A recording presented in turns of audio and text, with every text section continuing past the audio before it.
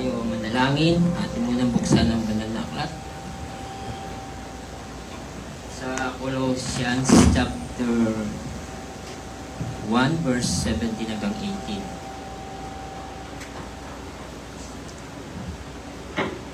At siya ay una sa lahat ng mga bagay at ang lahat ng mga bagay ay nangabubuhay dahil sa Kanya. Amen.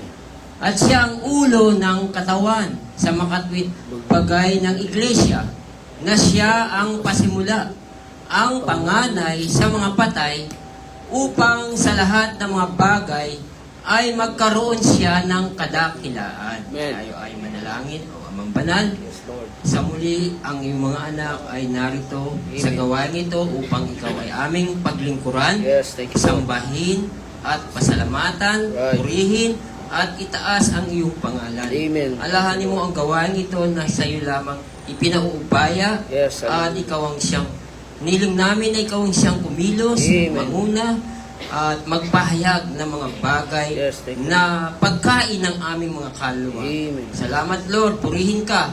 Hiling namin ang lahat ng ito, dalangin sa iyo sa tanging pangalan ni Lord Jesus Christ. Lahat magsabi ng Amen. Amen. Praise the Lord. Purihin ang ating Panginoon. Malayo na pong mga kaupo. Praise God. Muli ating ipagpapatuloy ang tungkol sa tunay na iglesia ng ating Panginoon. Amen. At una nating napag-aralan kung ano ba ang iglesia. At ito ay nalaman natin na ito pala ay yung mga tinawag mula sa sanglibutan. Amen. At sila, matapos ilabas sa sanglibutan, tinawag sa sanglibutan, sila ay tinipon ng Diyos at tinawag silang iglesia ng ating Panginoon. Sa ngayon, atin naman pag-uusapan, kasi nga, yung pinag-aaralan natin ay mayroong 5 pagkakilanlan para malaman natin ang tunay na iglesia na ating kinabibilangan. Kasi kung hindi natin hindi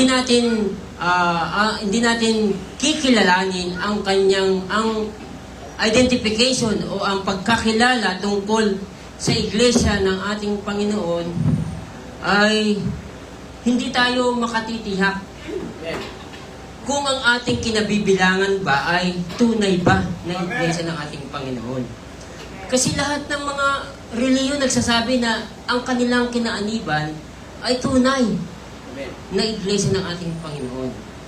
Kaya kung hindi natin aalamin kung ano ang identification o ang pagkakilanlan na tunay na iglesia ng ating Panginoon, masasayang ang ating mga pagsasakripisyo, pagtitiis,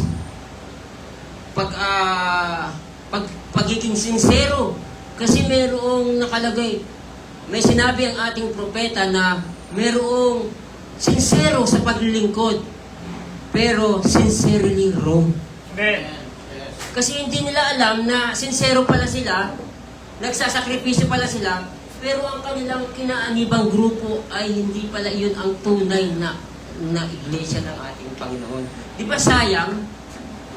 Sayang yung paghihirap. Sabi pa nga sa mensahe, halos ibigay daw nila ang buhay at lakas nila sa iglesia ang kanilang kinaaniban. At pagkatapos, maging ang kanilang pananalapi, sabi nga, yung nakaraan kong ipinangaral dito, na ibinibigay nila, halos milyon ang kanilang ibinibigay sa iglesia ang kanilang kinaaniban. Tapos, bandang uli, mapapatunayan nilang mali pala ang kanilang kinaaniban. Siguro na alam niyo naman yan. Kaya maraming umaalis, di ba? Minsan, nandoon siya sa isang iglesia, aalis dahil nakakita ng inaakala niyang tama. Tapos mapapatunayan na naman niya. Doon naman siya magsasakripisyo, doon naman siya magbibigay ng lakas niya, ng lahat ng effort niya para magampanan niya kung ano man yung sinasabi ng ating Panginoon dahil sa pag-aakalang ito yung tunay na iglesia na Yeah. aking kinaaniban eh. Right. Kaya nung matuklasan na naman niya, meron na naman siyang makitang, ba, parang mas tama ito kaysa dito sa aking kinaaniban. Lipat na naman siya. Kaya yung mga miyembro palipat-lipat sa iba't ibang iglesia dahil naghahanap sila ng tunay na iglesia ng ating Panginoon. That's right. Pero salamat sa ating Panginoon Right. Amen. dahil merong ipinadala na mensahe Yes. That's sa right. pamagitan ng propeta ng Diyos na hindi yan nakita ng mga manampalataya na nasa denominasyon. Yes. You're right. Ito ay nakita lamang ng pinili ng Diyos Amen. na siyang nobya ng ating Yes. Panginoon. Amen. Kaya yung mensahe na nakita natin, ito yung nagpapahayag sa atin para malaman natin, ito yung tunay na iglesia ng ating Panginoon. Amen. Kaya nagbigay ng 5 pagkakilanlan ang ating propeta para makatiyak ang mga pinili ng Diyos. Amen. That's right. Makatiyak sila na ang kanilang kinaanibang grupo ay tunay pala ito ng Amen. tunay na iglesia ng ating Panginoon. Right. So kung ganon, hindi masasayang ang ating paghihirap, ang ating pagsakripisyo, ang ating mga handog, Amen. ang lahat ng bagay na lakas na binibigay natin sa iglesia ang ating kinaniban. Why?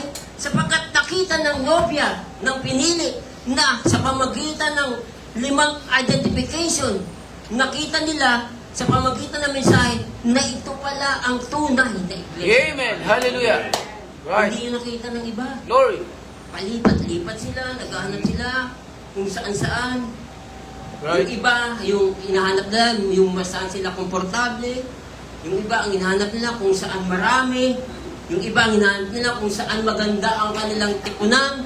Yung iba, hinahanap nila kung saan mas magaling ang mga nangangaral. Yun ang hinahanap nila. Right. Pero ang nobya, iba ang hinahanap. Amen. Hallelujah. Ang hinahanap nila kung saan naroon ang mensahe ng Diyos. Yes. Hallelujah. Sabi ni Lord yun eh, Glory.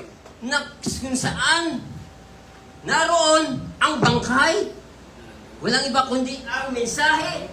Naroon nakakatipon ang mga agila. Amen. Hallelujah. Yun ang hinahanap ng mga tunay Yes. Glory. na mga manampalataya. Hindi yung maganda. Kasi kung yun ang hinahanap natin, bakit pa tayo magtitaste dito? Sa maliit na lugar na ito. Right. Hindi ito yung hinahanap natin. Hindi ito yung tinitingnan natin. Right. Ang tinitingnan natin, narito ba ang mensahe ng Diyos? That's right. Amen. Glory. Ang pagkain natin. Hallelujah. Kaya purihin ng Diyos. Glory. Magpasalamat kayo. Yes. Hallelujah. Dahil bilyon ang tao sa lupa, pero isa kayo sa pinili ng Yes. Diyos. Hallelujah. Para matagpuan ninyo ang mensahe nito. That's right. Isa itong kagalakan sa Diyos. Ito ay isang kapuri-puri sa Diyos Amen. na ibinigay sa atin na tayo ay pinili ng ating Panginoon. Amen. Kaya, ating muling pag-uusapan yung tungkol. Una, yung tanong ng ating propeta, what is the church? At ang ikalawa, dahil nga nag-aabot tayo sa oras, who set it up? Sino ba? Para makita natin, sino ba ang nagtatag ng iglesia nito? Right. Yun ang kailangan mong hanapin. Sino ba yung nagtatag? Kaya dito tayo magsisimula sa mensahe ng ating propeta, sa 5 definitely, sa who set this church up? Jesus Christ. Amen. Kailangan makita mo na yung nagtatag ng iglesia ng kinaaniban mo ay si Lord Jesus Christ. Amen. That's right. No bishop, Right. no group of men, hindi yung mga bishop o hindi yung mga grupo ng mga tao. Right. No pope. Kahit nasabihin ng Papa na siya yung simula. Amen. No man-made Yes. Right. powers. Hindi yung mga dahil sa kapangyarihan ng mga tao. But Jesus Christ spoke of its being, Amen. His kingdom that was coming in power. Kundi si Lord Jesus Christ na nangusap tungkol sa kanyang kaharian na darating ng may kapangyarihan. Amen. Yun ang Hallelujah. kailangan nating hanapin at makita That's right. para makasiguro ka na kailangan, sabi, na ang nagtatag nito ay mismong si Lord Jesus Christ. Amen. Kasi marami nagsasabi na sila yung nagsimula. Right. Sila yung nagtatag. Kaya Right. sila yung una at kaya sila yung tunay. Kami ang una, kaya kami ang tunay. Yun ang kanilang batayan. Yun yung sinasabi ng pinagmula nating reliyon. Amen. Kauna-unahang reliyon. Tama. Pero hindi ibig sabihin na kayo ang tunay. Right. Puri ng Diyos. Amen. Kaya anong sabi pa sa sumunod na sinabi ng ating propeta? Sa 81 tayo, sis. Sa what is the church? The mystic body of Christ. Amen. Yun ang iglesia. At alam na natin yun, kung ano yung iglesia na yun. Who set it up? Sino yung nagtatag? The Lord Jesus Himself. Amen. Right. Ang ating Panginoon mismo ang nagtatag dito. Amen. Pero Hallelujah. diba sinasabi rin lang yan ng ibang mga reliyon? That's right. Na si Lord Jesus Christ naman talaga ang nagtatag. Mm. Sinasabi rin lang nila rin yan. Pero it wasn't set up at Rome. Alam natin kung ano yung nasa Roma. Amen. Nasabi doon daw itinatag. Mm. At sabi pa nga sa turo ng Roman Catholic Church na dating hindi natin alam, ngunit nalaman natin dahil sa mensahe ni Lord Yes. Right. na kaya raw doon nagsimula ang iglesia na itinatag ng ating Panginoon sa Roma dahil si Pedro ang kauna-unahang naging pope doon na nagmula sa Roma. At ang turo nila na si Pedro ay nagtungo roon sa Roma at doon na raw inilibing at namatay. Amen. Pero ayon sa mensahe na bibig ng Diyos sa ating propeta, ni minsan daw ay hindi nakatapak si Pedro sa Roma. Paano siya magiging pope? Amen.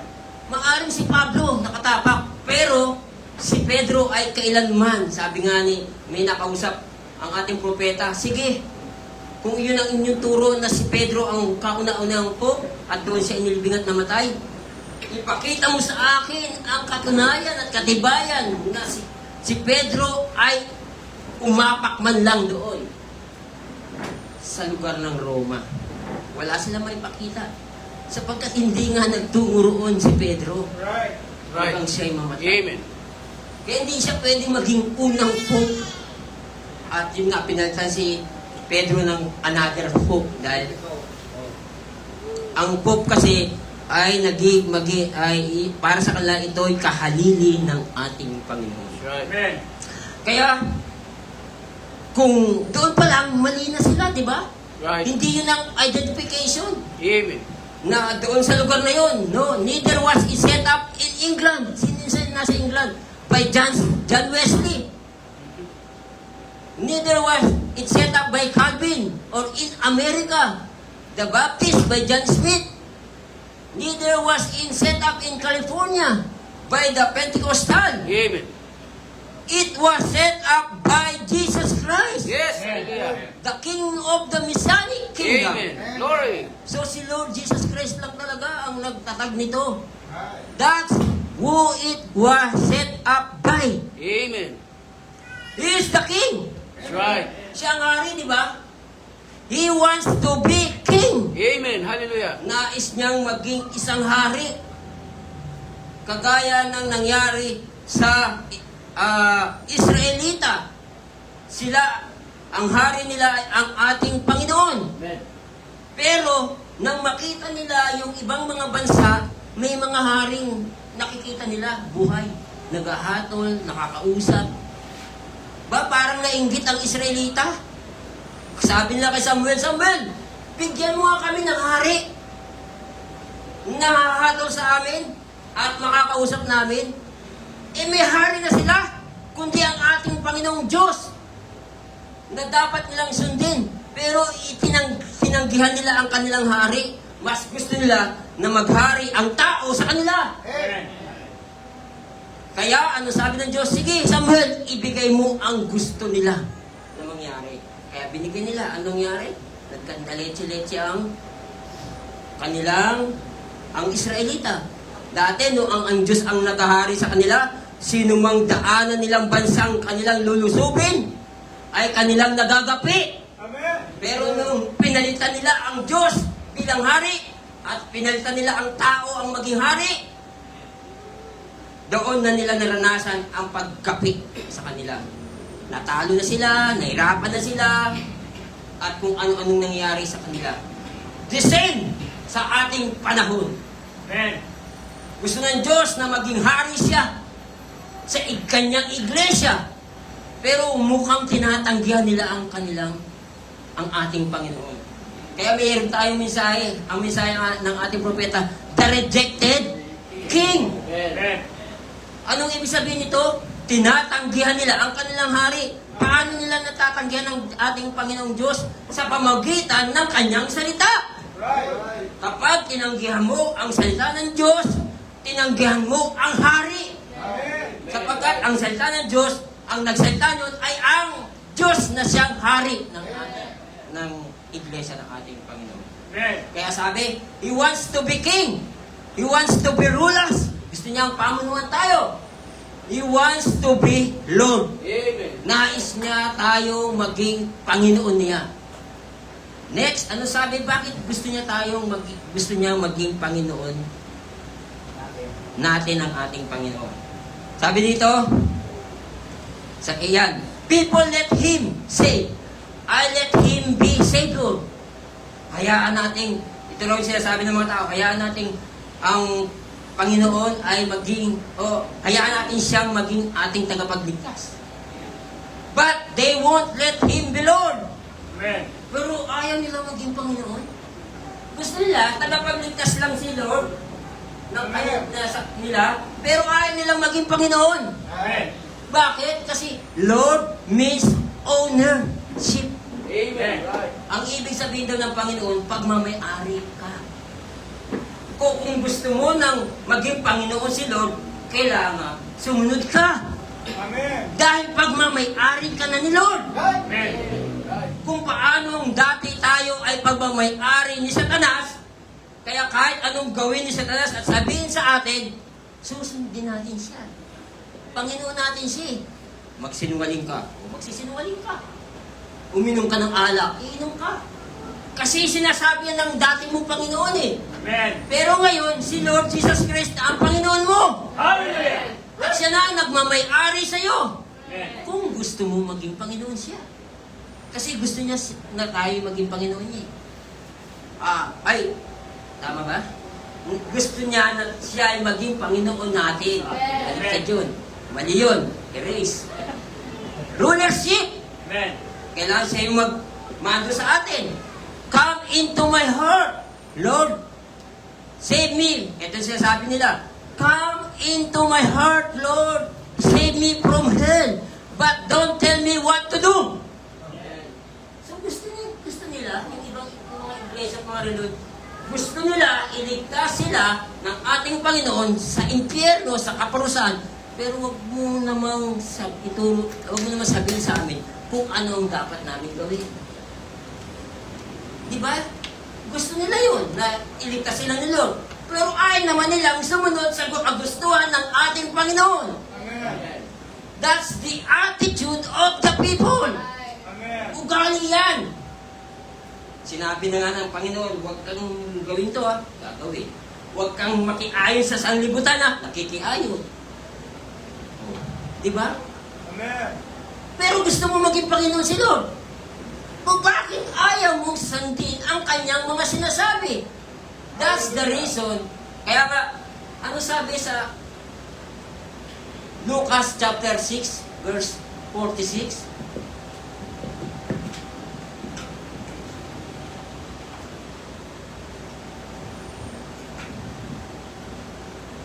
Ano sabi ni Lord? At bakit tinatawag ninyo ako Panginoon? Panginoon. At di ninyo ginagawa ang mga bagay na aking sinasabi. Amen. Di ba halos lahat ng kumikilala sa Kanya, tawag sa Kanya, Panginoon? Panginoon, Panginoon.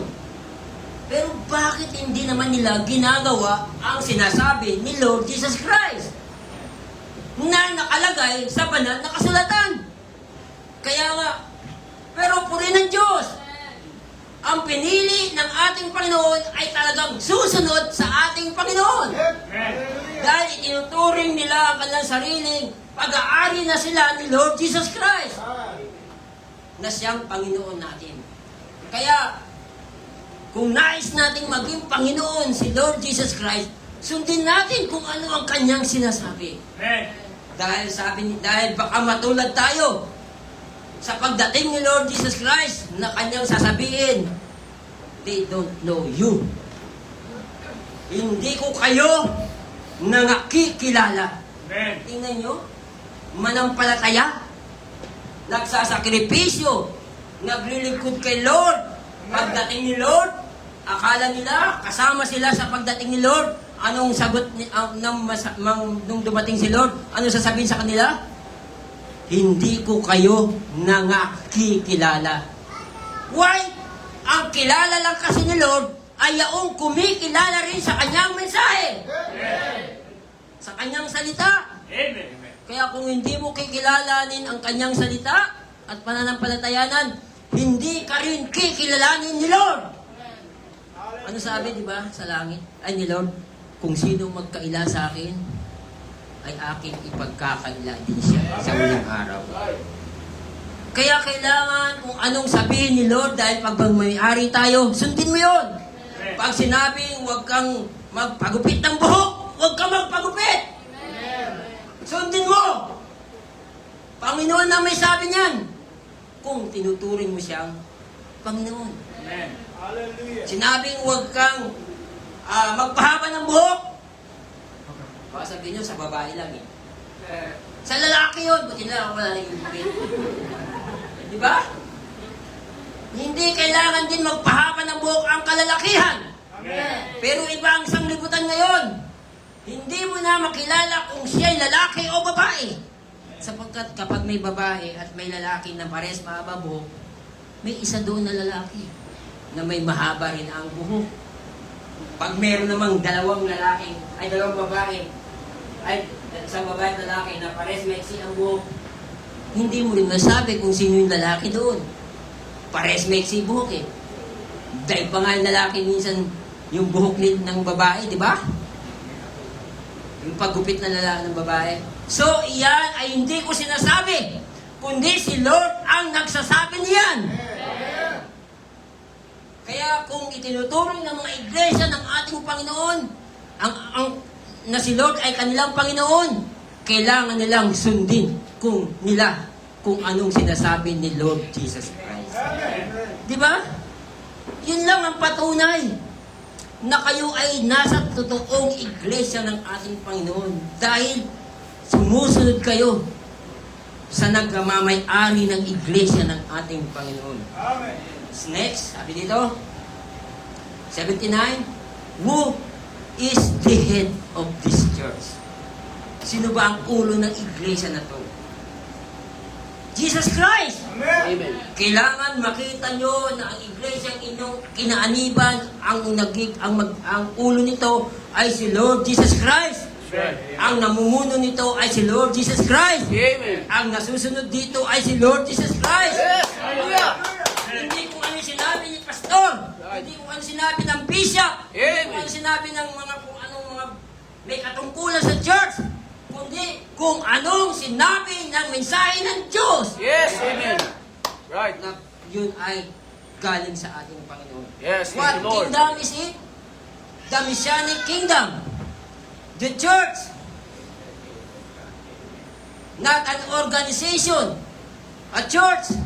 A mystic body to which Christ is the head. Amen. Kailangan si Kristo o si Lord Jesus Christ ang kanilang ulo. Why? Bakit?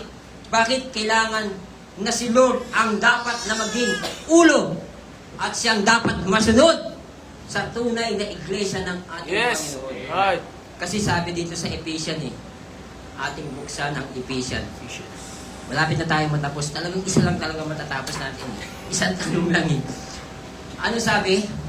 Nung si Lord Jesus Christ ay mamatay at nabuhay at umakyat sa langit, sabi nito ni Pablo, kaya sinasabi niya, nang umakyat siya sa itaas, ay dinala niyang bihag ang pagkabihag. Amen. At nagbigay ng mga kaloob sa mga tao. Amen. Ano yung ginawa ni Lord nung umakyat siya sa langit? Nagbigay siya ng mga kaloob sa mga tao. That's right. Nagbigay siya ng mga kaloob. Anong mga kaloob yun? Sa verse 11, at pinagkalooban niya ang mga iba na maging mga apostol. Amen. Yung iba, hindi lahat apostol ang ibinigay niya, kundi yung iba. Right. Kasi yung iba, lahat gusto apostol eh. Ang iba ay propeta. Right. Yung iba, lahat gusto propeta siya eh. Mhm. Pero iba lang yung pinagbigyan niya ng propeta. Yes. At ang iba ay evangelista. Yung iba rin ha. Gusto Right. niya lahat, kasi lang gusto evangelista. At ang iba ay pastor. Right. Yung iba rin ha. Gusto ng ibang reliyon eh. O iglesia eh. Lahat sila ay gustong maging pastor. At iba ay mga guro. That's right. So, pili lang yung pinagbigyan ni Lord ng Amen. kanyang mga kaloob na ibinigay. Para ano? Sa ikasasakdal ng mga banal sa gawaing paglilingkod Amen. sa ikatitibay ng katawan ni Kristo. Hallelujah. Ang mga kaloob na yun, ibinigay ng Diyos yun sa mga ibang mga manampalataya Yes, thank you, Lord. para sa pamamagitan nila magiging matibay at magiging sakdal ang iglesia ng ating Panginoon. Amen. Hallelujah. Kaya walang pwedeng bumangga sa iglesia ni Lord.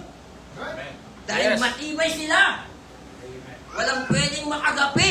Dahil, di ba, yun ang pangako ni Lord. Itatayo ko ang aking iglesia at maging ang mga pintuan ng Hades ay hindi makapananay laban sa kanila. Amen. Hallelujah. Problema, pagsubok, hindi yan makapananay sa inyo. That's right. Amen. Glory. Dahil kayo ay sakdal at matibay Hallelujah. sa pamamagitan ng limang Amen. Glory. Kung wala yung mga kaloob na yan, sa iglesia, kanilang kinaniban, iwanan mo na yan. That's right. Hindi yan ang tunay. That's right. Dahil ang Diyos mismo ay naglagay ng mga kaloob na yan That's right. sa Amen. tunay na iglesia. Amen. Ba? Next tayo sa verse. Sa 1 Corinthians 12, verse 28. Ano sabi? At ang Diyos, ito at ang Diyos, Diyos mismo ay naglagay ng ilan sa iglesia. Sino ang naglagay sa iglesia? Ang Diyos. Ilan ang nilagay? Ilan. Hindi. Ang Diyos ay naglagay ng lahat sa iglesia. Ano? That's right. Ilan. Pili pa rin. Anong inilagay ng Diyos na kanyang ilalagay sa iglesia? Una-una yung mga apostol. That's right. Ikalawa yung mga propeta. Amen. Ikatlo yung mga guro. Saka mga himala. That's right. Amen. Saka mga kaloob na pagpapagaling. Next, mga pamamahala, pagtulong at iba't ibang mga wika. Amen. So, hindi lang pala yung binanggit kanina ang 5 ang kaloob na ibinigay ng Diyos. Marami rin pala. Yes. Kaya Amen. huwag mong sabihin na, ay hindi ako pastor. No! Kahit hindi ka pastor, may binigay pa rin kaloob ang Diyos sa iyo. Yes. Tama. Ano yun? That's right. Pagtulong, Glory. Tama. pagpapanalangin, Amen. pamamahala, That's right. at iba't ibang wika. Mga Yeah. kaloob yan ng Diyos sa inyo.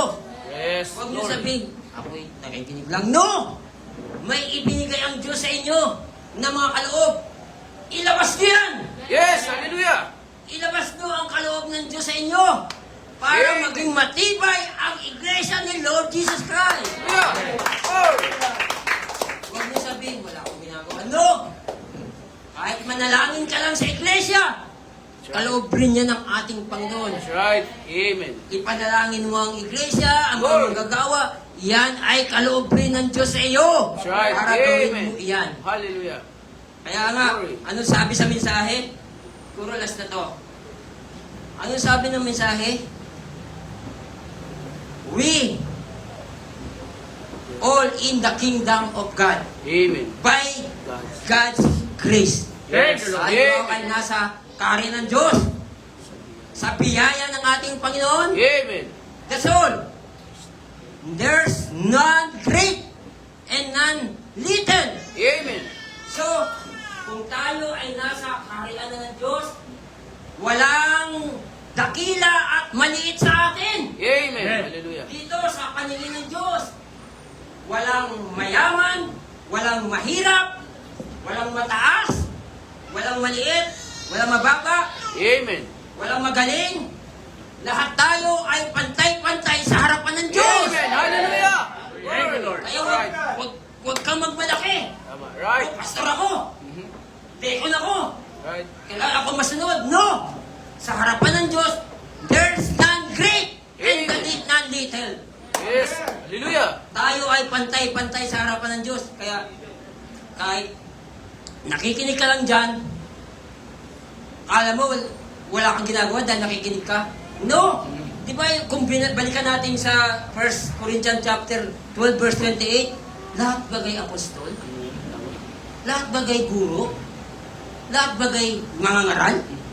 Kasi kung lahat tayo mangangaral, sino makikinig? Lahat tayo mangangaral. Kaya, hindi naman ata maganda na ang isang katawan, walang tenga. Tama. Kailangan may tagapakinig. Yeah. Kaya kahit kayo'y tagapakinig, kayo'y importante sa bahagi ni Lord Jesus Christ. Bahagi pa rin kayo. Amen. Lord. Walang silbi itong pangaral namin kung walang tagapakinig. That's right. That's all. Lord. We're just all brothers and sisters. Amen. Glory. That's right. Somebody has this office. Amen. And Glory. somebody has that office. Amen. That's right. Yun lang ang pagkakaiba. May mga katungkulan ng iba. May mga katungkulan ng iba. That's right. Yun lang ang ating ginagalang ang kanilang katungkulan. Amen. Glory. Yes. Pero, iisa lang tayo sa harapan ng Tama. Diyos. That's right. Kung ano ang ano ba yun, yung habang buhay, ano yun? Kung ano ang ibibigay yung eternal life, kung matatanggap mo, kung ang matatanggap ng ating pastor ay buhay na walang hanggan, matatanggap nyo rin yun. That's Hindi right. dahil siya pastor, siya lang meron yun. No! Right. Tayong lahat, kung ano ang kanyang tinanggap, ay ayon din ang tatanggapin ng lahat. Amen. Hallelujah. Dahil Lord. isa nga tayo sa harapan ng Diyos. That's right. Glory. Ibang term, meron pang ibang term doon eh. Yung premyo, ano ba yun? Yung gantimpala. Kung ano yung gantimpala ng isa, ganun din ang gantimpala ng lahat. Kaya kahit tagapakinig ka lang, Amen. tagalinis Lord. lang ng church, huwag Yes. mong ikahiyayan. Tama. Dahil Right. kahit ganito lang ginagawa ko, meron din akong buhay na walang gan. Praise the Lord. Kaya purihin ng Diyos! Hallelujah! Amen. Ito yung nagpapatunay na tayo ay nasa tunay na iglesia ng Diyos Yes. sa buhay. Amen. Hallelujah.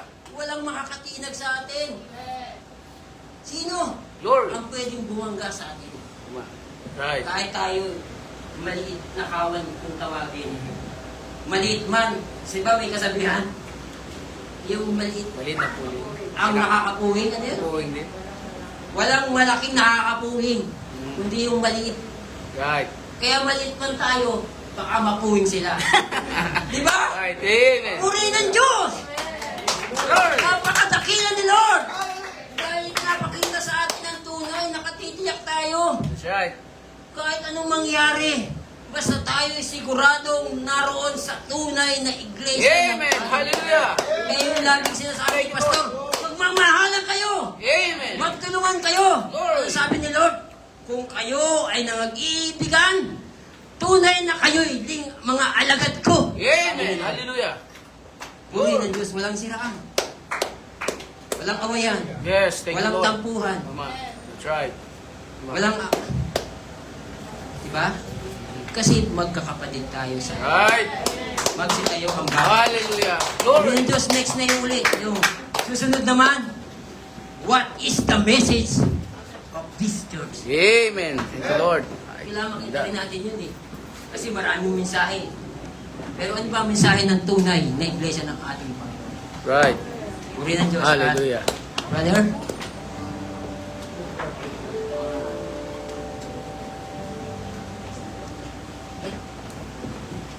Ba, matatag. Matatag.